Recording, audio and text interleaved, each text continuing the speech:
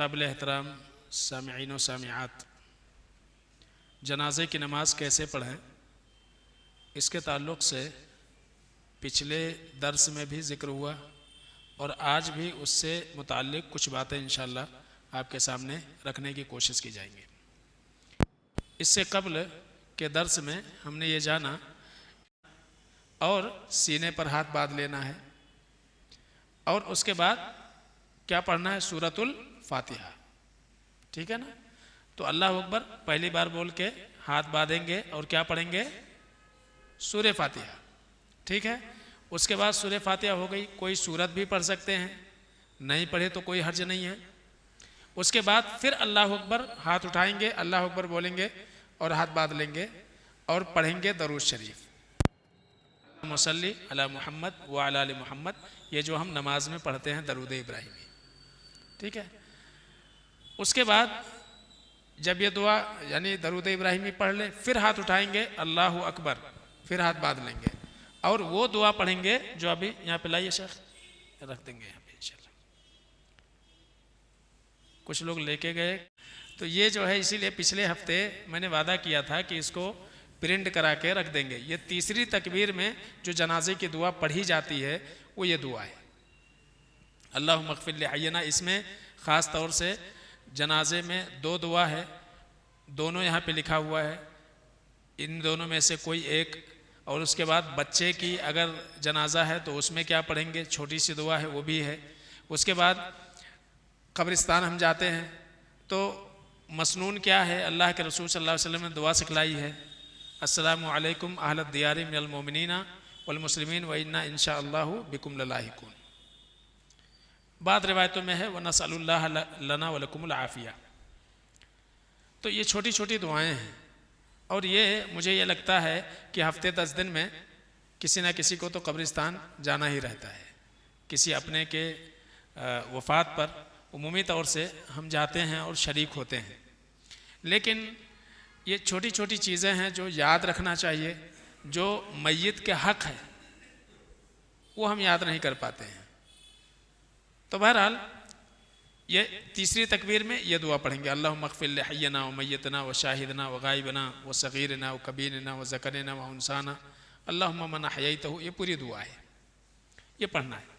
उसके बाद फिर अल्लाहु अकबर बोलेंगे, हाथ बांधेंगे और सलाम फेर देंगे, अस्सलामु अलैकुम व रहमतुल्लाह, अस्सलामु अलैकुम व रहमतुल्लाह। बस इतना ही है नमाज़ी जनाजा। आप में से कौन बताएगा, यहाँ आकर के चलो चलो बच्चों में से बता दो, चलो हैं, आ जाओ। सिखाना ही मकसद है बेटे, नहीं तो क्या है आधे आधे घंटे बैठने का कुछ कोई फायदा ना हो। हाँ।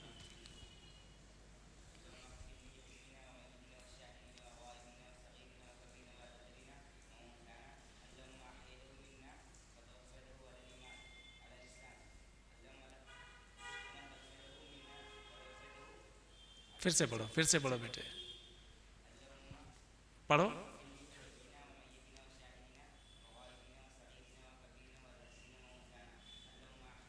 अल्लाहुम्मा मन फ़अहयही, हाँ, वमन तवफ़्फ़ैतहु फ़तवफ़्फ़हु, ईमान। हाँ, अल्लाहुम्मा ला तहरिमना अजरहु वला तुज़िल्लना बादा। अगले हफ्ते लेकिन पक्का करके सुनाओ। हैं, चलो ठीक है, ये ले लो, ज़ाकल्लाह। और कोई सुनाएंगे? अगर सुनाएंगे नहीं तो कभी पढ़ने का मौका मिला तो पढ़ेंगे कैसे? अल्लाह को सुनाने का है ना, कि नहीं? चलो।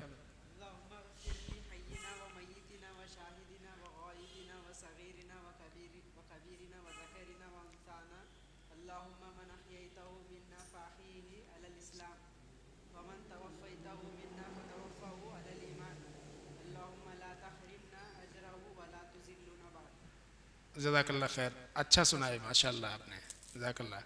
चलिए और कोई? अरे ये बांटने का कुछ तो फायदा हो, 300-400 रुपये लग गए हैं।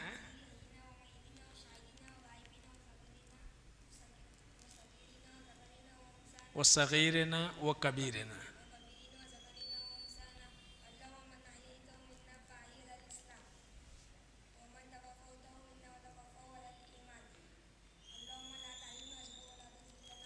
जज़ाकल्लाह। और अच्छे से याद करो बेटा, हाँ थोड़ा सा और देख के याद करो।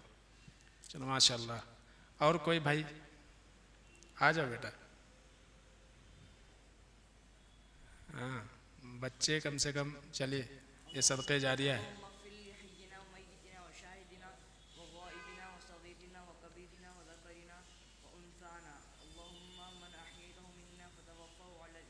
अल्लाहुम्मा, हाँ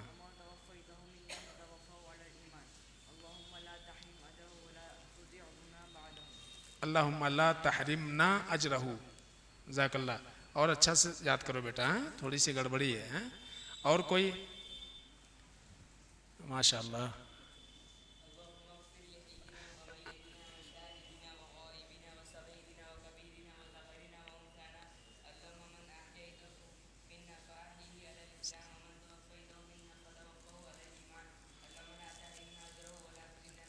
ज़ाकल्लाह बेटा, बहुत अच्छा माशाल्लाह। और बड़ों में से कोई, अब्दुल जलील भाई, माशाल्लाह।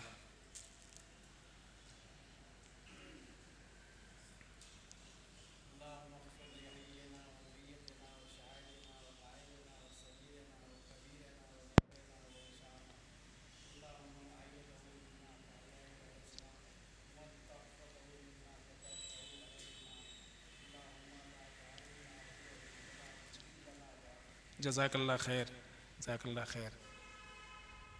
और कोई बड़ों में से आप, माशाल्लाह, आइए।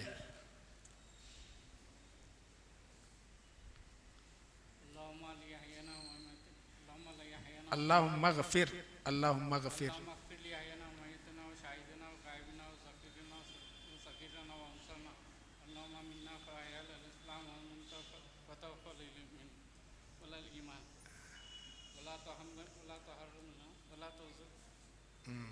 अल्लाहुम्मा मन अहयैतहु मिन्ना, अहयैतहु मिन्ना फतवफ़्फ़हु फ़अहयिही अलल इस्लाम व मन तवफ़्फ़ैतहु फतवफ़्फ़हु अलल ईमान।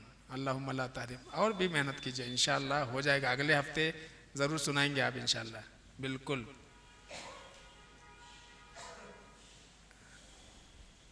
और कोई,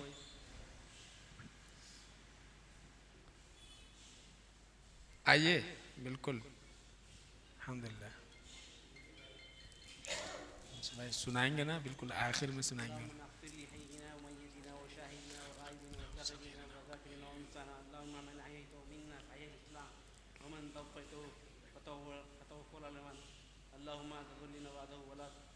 अल्लाहुम्मा ला तहरिमना। हाँ थोड़ा सा मतलब हैबत में हो जा रहे हैं। हाँ यहाँ पे खड़े होकर के हैबत हो जा रही, मुझे मालूम है, याद है, लेकिन थोड़ा सा एक डर हो जा रहा है ना। हाँ कोई मसला नहीं है, अल्हम्दुलिल्लाह, अल्लाह ज़ाय खैर दे। और कोई, अब्दुल मुजीब भाई, चलो इंशाल्लाह अगले हफ्ते इंशाल्लाह आइए, बिल्कुल। देखिए इसलिए हमने रख दिए थे और एक हफ्ता टाइम दिए।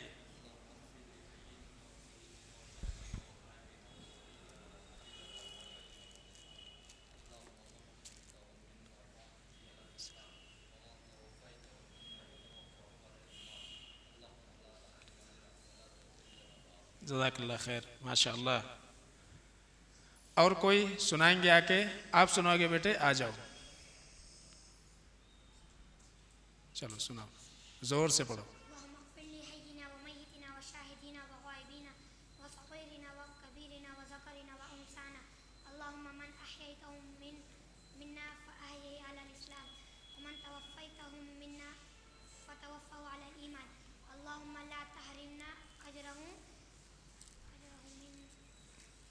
वला तुदिल्लना, तुदिल्लना, तुदिल्लना बादा। बस, ज़ाकल्लाह। हैं सुनाएंगे, बिल्कुल, डेरी आइए, हैं अगले हफ्ते सुनाएंगे इंशाअल्लाह। हैं, अगले हफ्ते ये ऐसी किताबें ख़त्म हो जाना। हैं है नहीं, किताबें ख़त्म हो जाना, इतने लोग तैयार हो जाए अल्हम्दुलिल्लाह, है कि नहीं? बहुत ज़रूरी है कि नहीं ज़रूरी है? सबके लिए ज़रूरी है, सबको ज़रूरी है कि नहीं? अब बच्चे माशाल्लाह सुना दे रहे, है कि नहीं? और आप में से कोई जनाजे की दुआ सुनाएंगे? याद है माशाल्लाह, तो आ जाओ। आप लोग तो शरीक हुए थे, उसमें था। हाँ,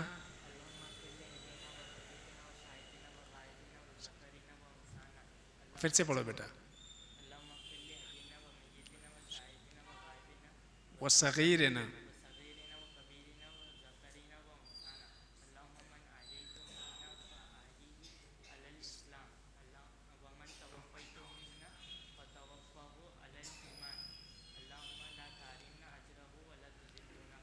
ज़ाकल्लाह। शर्म नहीं करना चाहिए, इसमें क्या है? इल्म हासिल करने में कोई शर्म की बात है? अब्दुल्लाह इब्न अब्बास रज़ी अल्लाह ताला अन्हु वो कहते हैं कि जब अल्लाह के रसूल सल्लल्लाहु अलैहि वसल्लम की वफ़ात हो गई, इस दुनिया से चले गए अल्लाह के रसूल सल्लल्लाहु अलैहि वसल्लम, तो हज़रत अब्दुल्लाह इब्न अब्बास रज़ी अल्लाह ताला अन्हु की ज़्यादा उम्र नहीं थी उस वक्त। तो उन्होंने सहाबा में से एक साहब को कहा कि चलो हम दोनों मिल करके और अल्लाह के रसूल सल्लल्लाहु अलैहि वसल्लम की हदीसों को जमा करेंगे।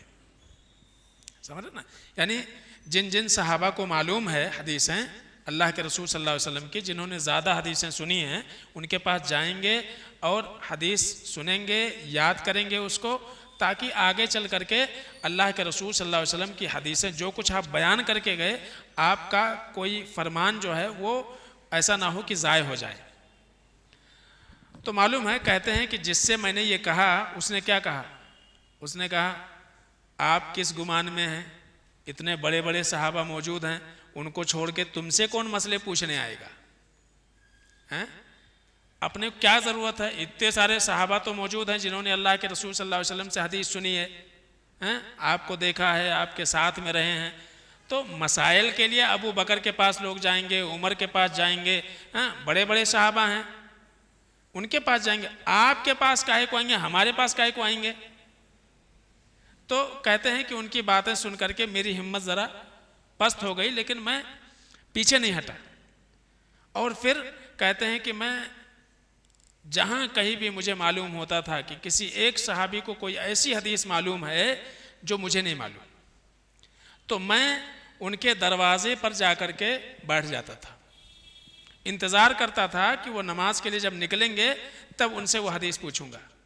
कहते हैं कि एक तो अरब की गर्मी, मदीने की, कहते हैं कि मैं अपना कपड़ा ओढ़ करके लेट जाता था उनके दरवाजे पर, तो हवा, तेज़ हवा, गर्म हवा और रेत, वो पूरा जो है मेरा कपड़ा और मेरा पूरा बदन जो है रेत से अट जाता था, उसी धूप में पड़े रहता था। क्यों? एक हदीस के लिए, एक हदीस के लिए।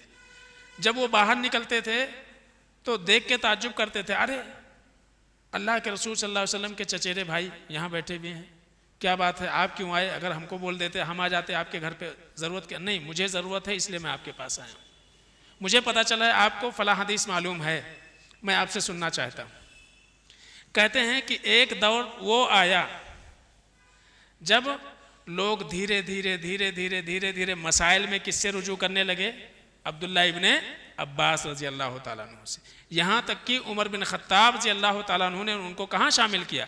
अपने मजलिसे मुशावरत में उनको रख लिया, जबकि वो अभी बच्चे थे। बाज़ सहाबा को उसके ऊपर जो है बुरा भी लगा कि बड़ों के दरमियान बच्चे का क्या काम, इसको काहे को बिठा के ले रहे आप साथ में? तो कहते हैं वो साहब जिनसे मैंने शुरू में कहा था, एक मर्तबा उन्होंने कहा कि ये बच्चा मुझसे कहीं ज़्यादा अक्लमंद निकला। समझ रहे ना, ये बच्चा मुझसे कहीं ज़्यादा अक्लमंद निकला। तो इल्म के बारे में जो है अब वो अब्दुल्ला इब्न अब्बास शर्म करते या ये इंतज़ार करते कि हाँ ठीक है, बड़े बड़े सहाबा मौजूद, हमारे पास कौन आएगा या हमको कौन पूछेगा, हमसे मसाइल कौन जानेगा। तो फिर ये जो उलूम अब्दुल्ला इब्न अब्बास रज़ी अल्लाह ताला अन्हु के ज़रिए से हम तक पहुँचे हैं, कहाँ पहुँचते थे? तो बड़ी मेहनत की है साहबा ने, अल्लाह के रसूल सल्लल्लाहु अलैहि वसल्लम की एक एक बात हम तक पहुँचाने के लिए। तो देखो कैसा है कि जनाजा ये मुसलमानों के हुकूक में से एक हक़ अल्लाह के नबी सल्लल्लाहु अलैहि वसल्लम ने बयान किया है कि हर मुसलमान के ऊपर एक मुसलमान का हक़ है, 5 या 6, उनमें से क्या है? जनाजे में शरीक होना। तो खाली मुंह दिखाने जाना नहीं मकसद है, बल्कि क्या है, आपको नहलाते भी आना, आपको कफनाते भी आना, आपको दफनाते आना, आपको नमाज जनाजा पढ़ाते आना और पढ़ते आना। ये हुकूक की अदायगी होती है। अगर ये नहीं है तो आपके जाने ना जाने से फ़र्क क्या पड़ा? आप किसी के नमाज जनाजा में शरीक हो गए, क्या फ़ायदा हुआ उसको? कुछ नहीं ना, उसके लिए तो आपने कुछ किया ही नहीं। हाँ, घर वालों को आपने मुंह दिखा के आ गए, लेकिन बाकी तो कुछ फ़ायदा पहुँचाया नहीं ना आपने मरने वाले के लिए। क्या फ़ायदा पहुँचाए? तो इसलिए ये ऐसी ज़रूरत है कि जाहिर सी बात है कि हुकूक है ना ये, और हुकूक की अदायगी के लिए हक़ को तो जानना ज़रूरी है कि हमारी ज़िम्मेदारी क्या है। हम अगर किसी जनाजे में जा रहे हैं तो हमारी ज़िम्मेदारी क्या है, हमको क्या करना है? बस खाली इमाम ने अल्लाह अकबर बोला, हमने अल्लाह अकबर बोल लिए, इमाम ने सलाम फेर दिया, हमने सलाम फेर दिए, तो अच्छी बात नहीं है ना। कि जो जी सुनाएंगे नमाज जनाजे की दुआ, आ जाइए, ज़ाकल्लाह खैर।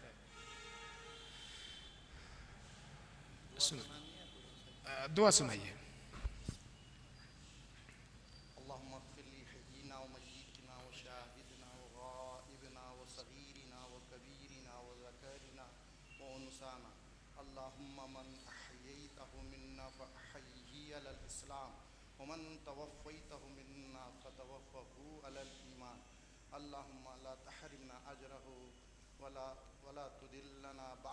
ज़ाकल्लाह खैर, बारकल्लाह फ़ीक। ठीक है, तो ये दुआ मालूम है ना कहाँ पढ़ेंगे? कौन सी तकबीर में पढ़ेंगे? दूसरी की तीसरी? कंफ्यूज मत हो समझे ना?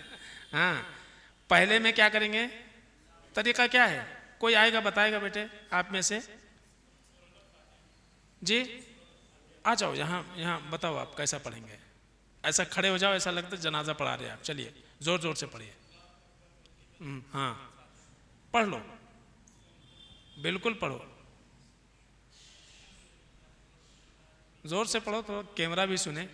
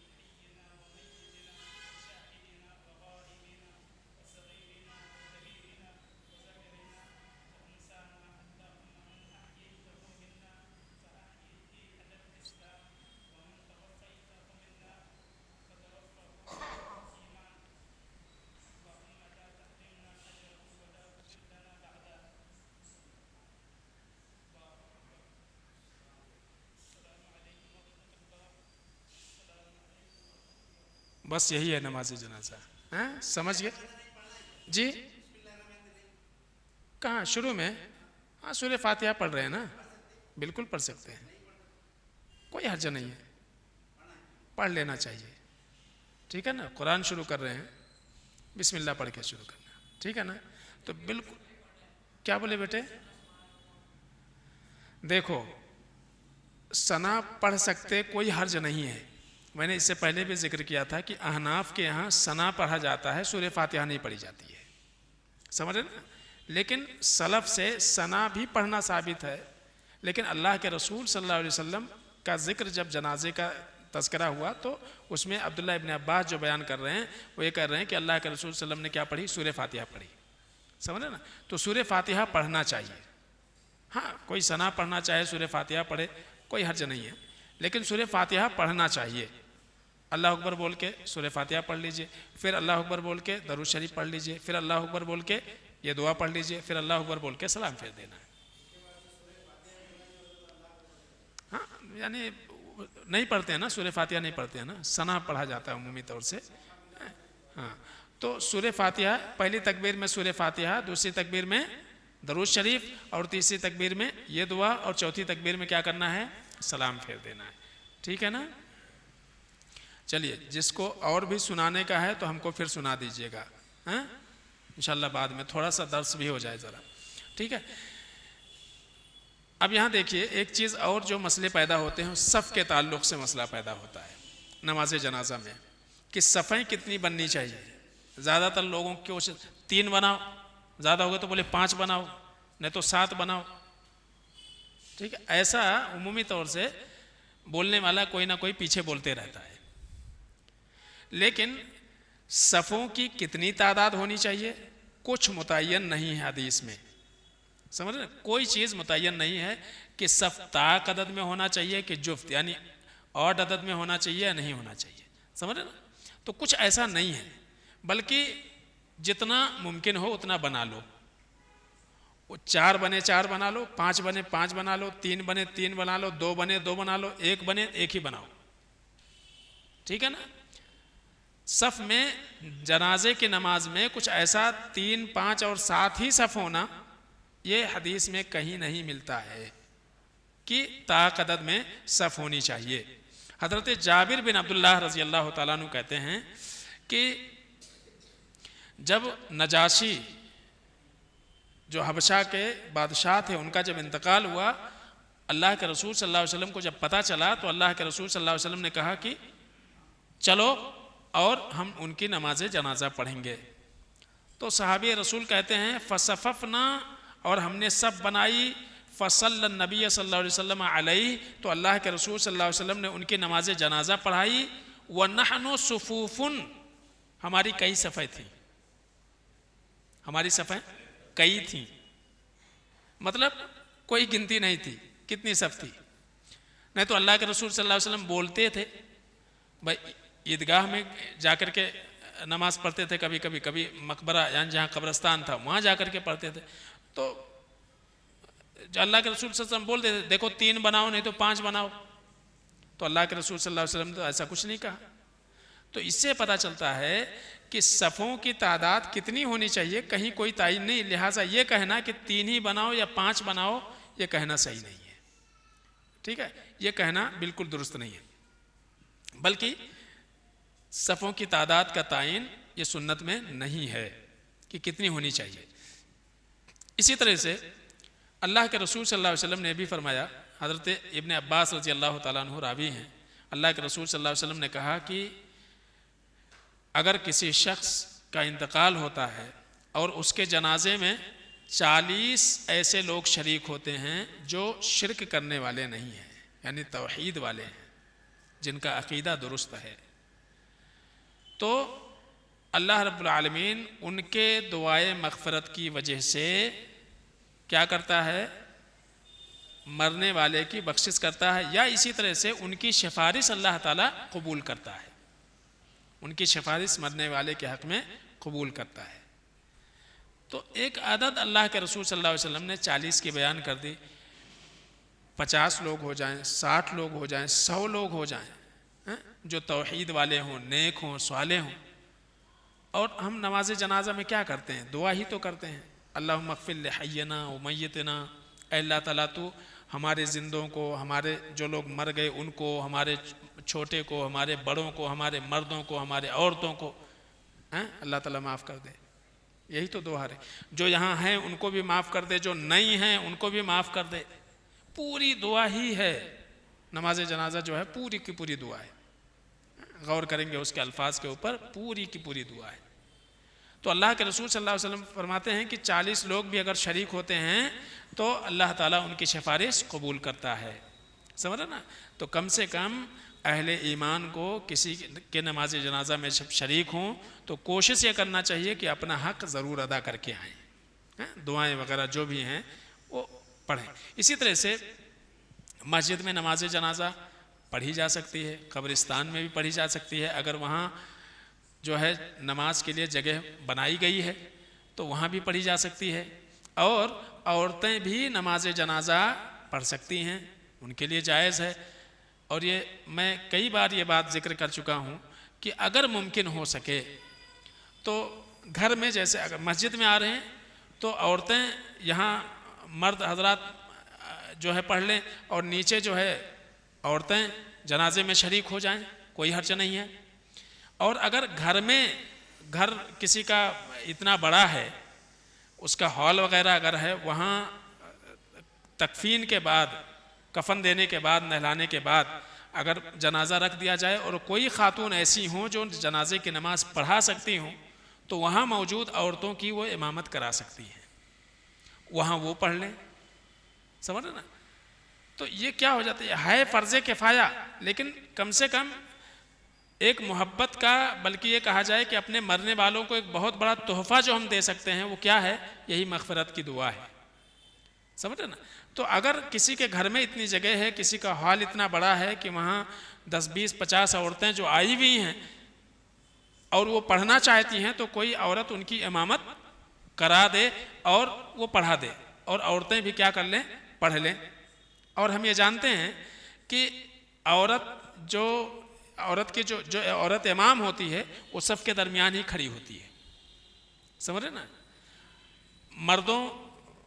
जैसे मर्दों का जो है इमाम कहाँ रहता है? आगे हो जाता है, हैं, सबसे आगे निकल जाता है।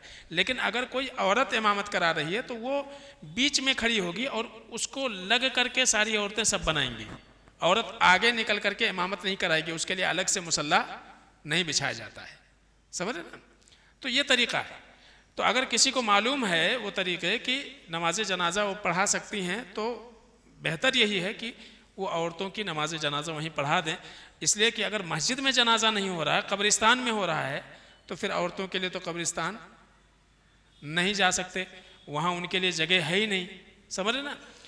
तो अगर यह है कि जनाजा यहाँ से उठेगा, सीधा कब्रिस्तान जाएगा और वहीं नमाज जनाजा पढ़ी जाएगी। जैसे कि अभी एक मिसाल दे दूँ, गंज शहीदा है, समझ रहे? या इसी तरह से नवाबपुरे की काली मस्जिद है, वहाँ जाकर के उमूमी तौर से नमाज जनाजा पढ़ी जाती है। तो जब ऐसे मौक़े हों जहाँ औरतें हमारी घर की, हमारे रिश्तेदार जो भी आए हुए हैं शरीक नहीं हो सकती हैं, तो कम से कम कोई खातून ऐसी हों जो उनकी नमाज जनाजा वहाँ पढ़ा सकती हों तो बिल्कुल पढ़ा सकती हैं, इसमें कोई हर्ज नहीं है। ठीक है ना? इसी तरह से दफनाने के बाद भी नमाज जनाजा पढ़ना जायज़ है। मान लो आप जब पहुँचे तो तदफीन हो चुकी थी, तब भी आप क्या कर सकते हैं? नमाज जनाजा पढ़ सकते हैं। ठीक है, नमाज जनाजा पढ़ सकते हैं। अल्लाह के रसूल सल्लल्लाहु अलैहि वसल्लम ने क्या किया था, जब आपको पता चला वो झाड़ू देने वाली, मस्जिद नबी में झाड़ू देने वाला जब इंतकाल हो गया और सहाबा ने रात ही में दफन कर दिया, और जब अल्लाह के रसूल सल्लल्लाहु अलैहि वसल्लम की निगाह उनके ऊपर नहीं पड़ी तो उन्होंने कहा कि वो उनका मामला क्या है? कहा उनका तो इंतकाल हो गया, हमने दफन कर दिया। तो कहा कि दुल्लूनी अला कब्रिहा, मुझे ज़रा बताओ उनकी कब्र कहाँ है। और फिर अल्लाह के रसूल सल्लल्लाहु अलैहि वसल्लम गए वहाँ पे और उनकी नमाज जनाजा पढ़ी। तो इससे पता चलता है कि अगर किसी के नमाज जनाजा में आप शरीक नहीं हो सके, बाद में आए, दफन के बाद 1-2 दिन के बाद, 4 दिन के बाद, हफ्ते भर के बाद, 10 दिन के बाद आप आए हुए हैं और कब्र पता है कि कहाँ है, तो आप पढ़ सकते हैं। वहाँ जाकर के कब्रिस्तान में जो भी जगह मुतय्यन है वहाँ जाकर के आप नमाज जनाजा उनकी पढ़ सकते हैं। इसी तरह से नमाज जनाजा गायबाना का मसला जो है बड़ा अजीब है। सिर्फ एक ही जो है दलील मिलती है, वो है हबशा के बादशाह की अल्लाह के रसूल सल्लल्लाहु अलैहि वसल्लम ने नमाज जनाजा गायबाना मदीने में पढ़ाई। ठीक है, मदीने में पढ़ाई। अहले इल्म ये कहते हैं कि उस एक तरीक़े के बाद, यानी उस एक जनाजे के अलावा किसी और जनाजे से मुताल्लिक़ अल्लाह के रसूल सल्लल्लाहु अलैहि वसल्लम के बारे में हम नहीं जानते कि आपने किसी के नमाज जनाजा गायबाना पढ़ी हो। जबकि बहुत सारे सहाबा ऐसे थे जो जंगों में गए और वहीं शहीद हो गए या चले गए कहीं और बस गए, उनके मौत की खबर आई लेकिन अल्लाह के रसूल सल्लल्लाहु अलैहि वसल्लम ने उनकी नमाज जनाजा नहीं पढ़ी। तो इससे पता चलता है कि नमाज जनाजा गायबाना का बाज़ अहले इल्म ने ये कहा कि अगर कोई बहुत ऊंचे पाए के कोई आलिम दीन हैं, कोई दाई हैं, कोई ख़तीब हैं, बहुत ऊंचे पाए के हैं, तो उनकी नमाज जनाजा पढ़ी जा सकती है, जैसे कि इमाम अहमद बिन हम्बल रहमहुल्लाह वगैरह के ताल्लुक़ से आता है, उनकी नमाज जनाजा गायबाना पढ़ी गई। तो यानी एक कोई बड़ी शख्सियत अगर है तो उसके बारे में इजाज़त दी जाती है। यहाँ जो लोग कहते हैं कि नहीं नमाज जनाजा गायबाना पढ़ी ही नहीं जा सकती है, उनके लिए भी दलील वही है जो अल्लाह के रसूल सल्लल्लाहु अलैहि वसल्लम ने पढ़ी थी। वो क्या कहते हैं चूँकि असमहा नजाशी की नमाज जनाजा हुई नहीं थी, इसलिए कि वहाँ उनके अलावा कोई मुसलमान था ही नहीं, इसलिए अल्लाह के रसूल सल्लल्लाहु अलैहि वसल्लम को बज़रिए वही ख़बर हुई, तो आपने बहैसियत मुसलमान के कि उनकी नमाज जनाजा नहीं हुई है इसलिए हमको पढ़ना चाहिए, तो अल्लाह के रसूल सल्लल्लाहु अलैहि वसल्लम ने नमाज जनाजा पढ़ी। समझ रहे ना? तो मना करने वालों की भी दलील वही हदीस है और जायज़ कहने वालों की भी दलील वही एक हदीस है। समझ रहे ना? तो बहरहाल बातें लंबी हो जाएंगी और बहुत सारी चीज़ें इंशाल्लाह जो अगले उसमें रहेगा। बस सिर्फ इतना है कि नमाज जनाजा की दुआ अभी भी यहाँ पे चार्ट रखे हुआ है बेटे। कैसा है? ये सिर्फ एक ही मकसद है, तरबियती जो प्रोग्राम होता है इसका एक ही मकसद है, जो कुछ सुने वो हमारे जहन में रहे और वो प्रैक्टिकली तौर से वो हमारे अंदर आनी चाहिए। तरबियती कोर्स का यही मतलब होता है। तो इंशाल्लाह जिन लोगों ने सुनाया वो काबिल मुबारकबाद हैं, और जो लोग नहीं याद कर सके वो अगले हफ्ते इंशाल्लाह ज़रूर सुनाएं। यहाँ ये जो कापी रखी हुई है इसको ख़ुद भी लें, याद करें, हो सके तो सदक़े जारिया के तौर पर ख़ुद भी इसका ज़ीरोक्स निकाल करके 10 लोगों को और दे दें। हैं? समझ रहे ना? तो ये क्या होगा कि अगली बार मैं समझता हूँ कि कम से कम 100 लोगों ने सुनाना आकर के, एक हफ्ते का टाइम है। समझ रहे? 100 लोगों ने आकर के सुनाना दुआ और तरीक़ा बिल्कुल पढ़ करके बताना कि ऐसी नमाज जनाजा पढ़ी जा सकती है या ऐसे पढ़ा जाता है, कोई मुश्किल काम नहीं है ये। समझ रहे ना? तो इंशाल्लाह अगली बार ये उम्मीद है। अल्लाह से दुआ है कि आलमीन हम सबको समझने अमल करने की तौफीक अता फरमाए। आमीन या रब्बल आलमीन। आप ले लो।